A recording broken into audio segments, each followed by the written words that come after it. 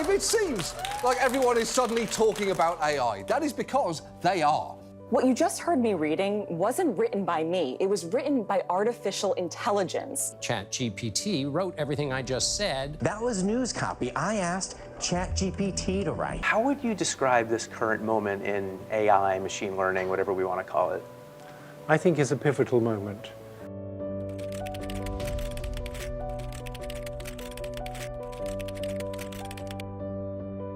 No dia 30 de novembro de 2022, a empresa OpenAI, até então desconhecida do grande público, lançou uma poderosa ferramenta de inteligência artificial, o ChatGPT.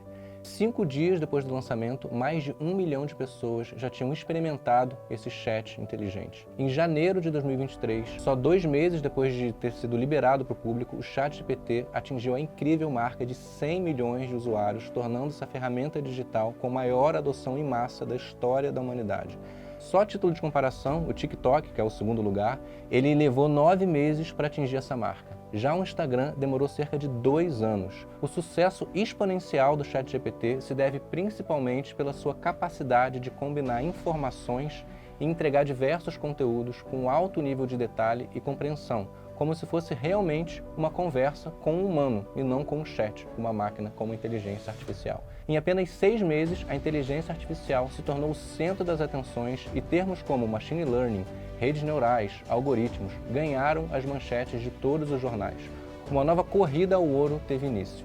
Microsoft, Google, Apple, Facebook, milhares de empresas já assumiram que o foco estratégico vai estar no desenvolvimento de inteligências artificiais. Sinceramente, nem eu e nem ninguém consegue prever o que vai ser possível de fazer com a inteligência artificial com tanto investimento e tanto desenvolvimento nos próximos 5, 10 e 20 anos. O que a gente pode prever agora é: empresas e negócios que não adotarem essa tecnologia o quanto antes vão ficar para trás. Mas a boa notícia que eu tenho para você é que a gente está no início de um grande movimento e quem se posicionar primeiro nesse mercado vai nadar de braçada. Então, se você estiver disposto a abraçar essa tecnologia e dominar as ferramentas de inteligência artificial, eu posso garantir que você vai colher resultados nunca antes vistos para o seu negócio e para a sua carreira em tempo recorde. Seja bem-vindo à série Inteligência Artificial aplicada aos negócios. Olá, eu sou o Miguel Lanes Fernandes, CTO da Waitseed e fundador da Inventos Digitais. Eu sou programador de formação, empreendedor por natureza e um entusiasta apaixonado por tecnologia e inteligência artificial. Também sou coordenador e professor do programa Growth Intelligence, Inteligência Artificial para Negócios, aqui da Exame. Esse programa foi criado com um único objetivo: formar os líderes do futuro que utilizam inteligência artificial para gerar lucro nos seus negócios e aumentar as suas capacidades profissionais e a dos seus times.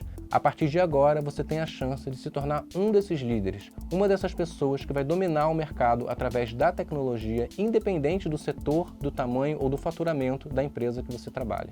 Os 4 episódios dessa série são uma parte introdutória do programa e, por isso, no final, você vai ter direito a um certificado de participação. Esse certificado vai atestar que você conhece toda a história por trás dessa tecnologia e todo o seu potencial transformador. Vai funcionar assim: ao final dos 3 primeiros episódios eu vou revelar uma senha para você anotar e usar para retirar o seu certificado depois, beleza? Na segunda-feira, um dia antes do último episódio, eu vou enviar para você o link para você baixar o seu certificado com essa senha. Junto com o último episódio, eu vou abrir as vagas com condições especiais para aqueles que quiserem fazer parte do programa, combinado? Bem, depois de passar algumas décadas meio que em segundo plano, a inteligência artificial parece ter despertado do seu sono profundo e começou a acelerar num rumo muito promissor. Mas o que aconteceu nesse meio tempo? Por que essa tecnologia parece ter meio que empacado nos últimos anos e agora está deslanchando? Para entender isso, primeiro a gente precisa entender como que a inteligência artificial surgiu. A ideia de máquinas inteligentes surgiu com o desenvolvimento dos primeiros computadores, com questionamentos sobre se as máquinas poderiam, de fato, realizar tarefas que normalmente exigem a inteligência humana. Em 1950, o matemático e cientista da computação Alan Turing publicou um artigo que inaugurou esse conceito de inteligência artificial e propôs um teste, o teste de Turing, como um meio para avaliar a inteligência de uma máquina. Pouco depois, em 1955, um grupo de cientistas organizou a Conferência de Dartmouth, que é considerada o marco fundamental da inteligência artificial.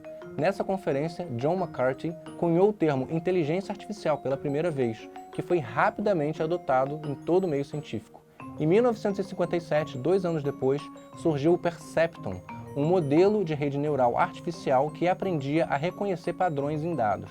No início dos anos 60, a inteligência artificial parecia estar a um passo de virar realidade, mas não foi o que aconteceu. Em 65 foi lançado o software ELISA, um programa de conversação baseado em regras que simulava um terapeuta conversando com um paciente. Se pensarmos nos termos de hoje, o ChatGPT, a ELISA não era lá grandes coisas, mas para a época era incrível, e as pessoas achavam que estavam realmente falando com um terapeuta humano quando estavam falando com a ELISA. Outros bots vieram ao longo dos anos, mas sem muitos avanços significativos. Em 1985, a inteligência artificial atinge seu primeiro pico, com o uso de sistemas especialistas baseados em regras para resolver problemas em áreas como finanças, medicina e engenharia. Foi mais ou menos nessa época que a IBM lançou o Deep Blue, um computador criado especialmente para jogar xadrez e que possuía a capacidade de analisar cerca de 100 milhões de posições por segundo. Kasparov contra o Deep Blue. Para quem não sabe, o xadrez foi por muito tempo uma prova cabal da superioridade intelectual dos humanos em relação às máquinas. Então a ideia de ter um computador para desafiar humanos fazia sentido para medir a capacidade dessa máquina. A IBM então chamou o campeão mundial de xadrez, Garry Kasparov, para uma partida contra o Deep Blue. No primeiro embate, em 1996, o enxadrista ganhou 3-1, mas na sua revanche, em 97, a máquina triunfou sobre o homem. Apesar de mostrar feitos cada vez mais incríveis nas décadas seguintes, a inteligência artificial meio que empacou. A gente não tinha desenvolvido tecnologia de dados o suficiente para alimentar os softwares e os modelos de inteligência artificial. Foi só em meados de 2010 que a tecnologia voltou a progredir, mas usando uma outra definição, uma outra abordagem, o machine learning ou o aprendizado de máquina. Essa definição refletia melhor a nova geração de modelos de inteligência artificial que eram capazes de aprender sozinhos, por tentativa e erro, sem que ninguém precisasse ensiná-los diretamente. Com o aprendizado de máquina, surgiram vários softwares que estão presentes hoje no nosso dia a dia, capazes de recomendar produtos, completar textos, reconhecer imagens. Sabe quando você começa a digitar uma pesquisa no Google e ele sugere opções para completar a sua pergunta?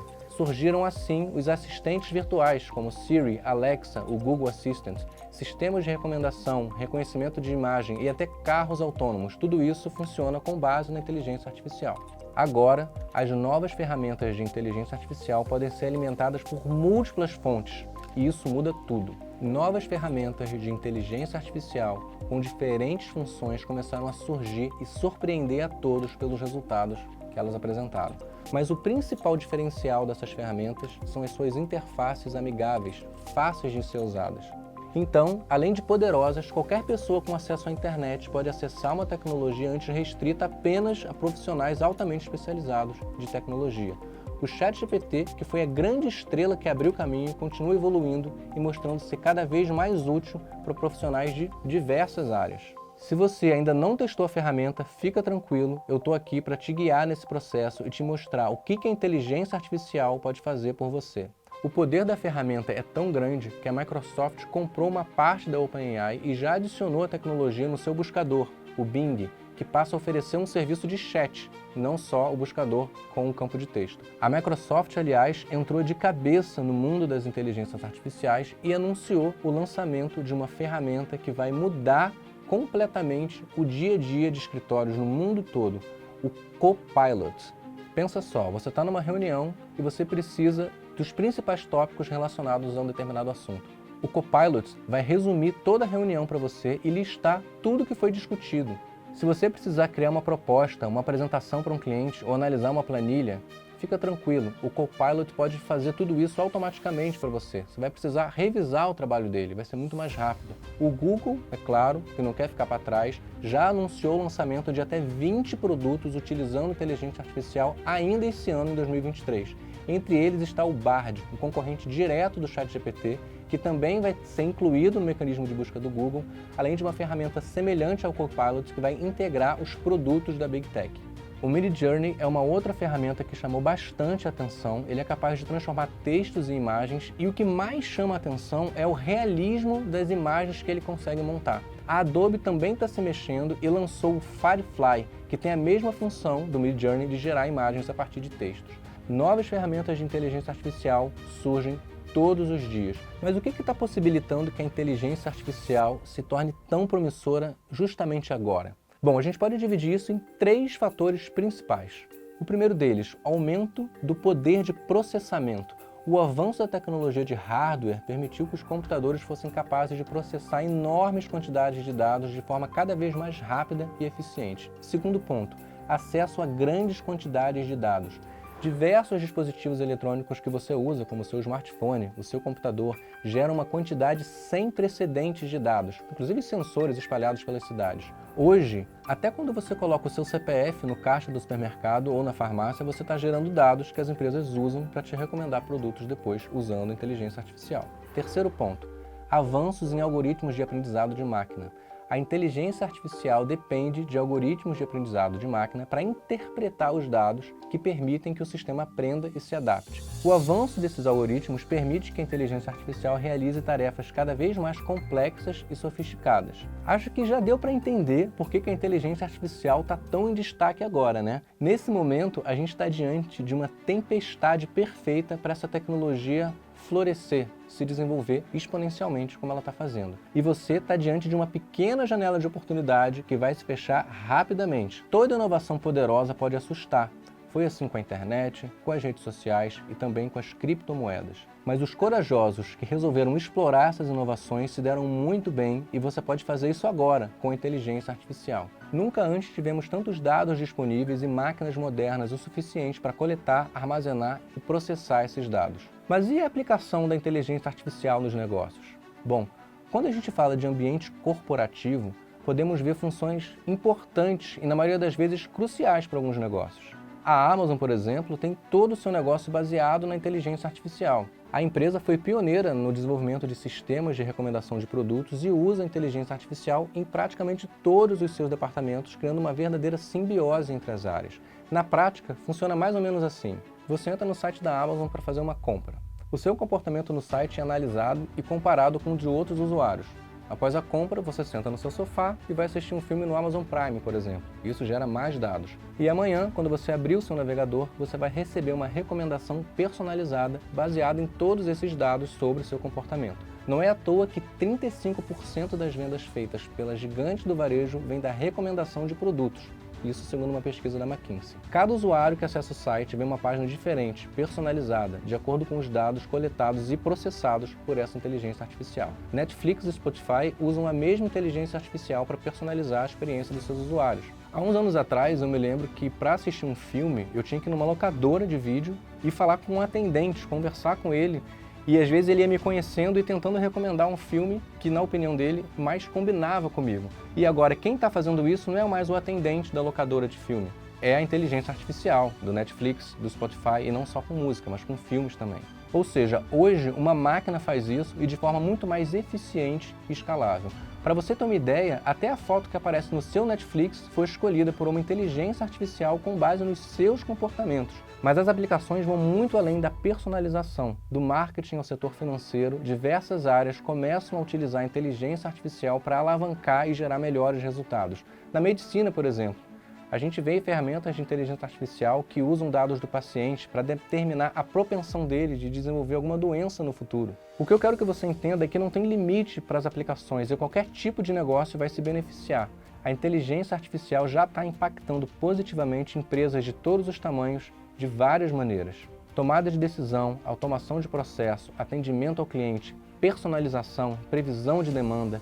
Sabe aquele trabalho cansativo e repetitivo? Você pode delegar para a máquina a um custo muito baixo. Hoje é praticamente uma regra empresas usarem bots com inteligência artificial para oferecer aos clientes atendimento 24 horas por dia, melhorando sua experiência final. A Coca-Cola, uma empresa de bebidas super tradicional, usa a inteligência artificial em sua estratégia de marketing para interpretar um grande volume de dados e rapidamente oferecer campanhas personalizadas e direcionadas para cada pessoa. Isso não é coisa só lá de fora não, aqui no Brasil não é diferente. De acordo com um estudo Global AI Adoption Index 2022, elaborado pela IBM, 41% das empresas brasileiras já implementaram efetivamente algum tipo de inteligência artificial nos seus negócios. Então, se você é um dos 60% que ainda não fez isso e está pensando em expandir as capacidades do seu time com a inteligência artificial, você está no lugar certo na hora certa.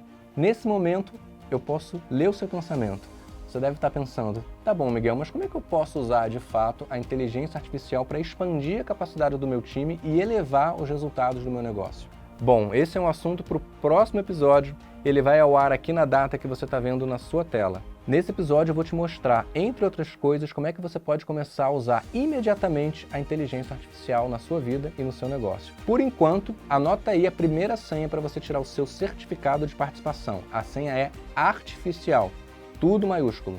Aproveita agora e deixa aqui nos comentários o que você está achando dessas novas ferramentas de IA e como é que elas podem impactar o seu negócio. Então, responde aqui embaixo que eu vou ler pessoalmente cada um dos comentários. Um grande abraço e eu te vejo no nosso segundo episódio.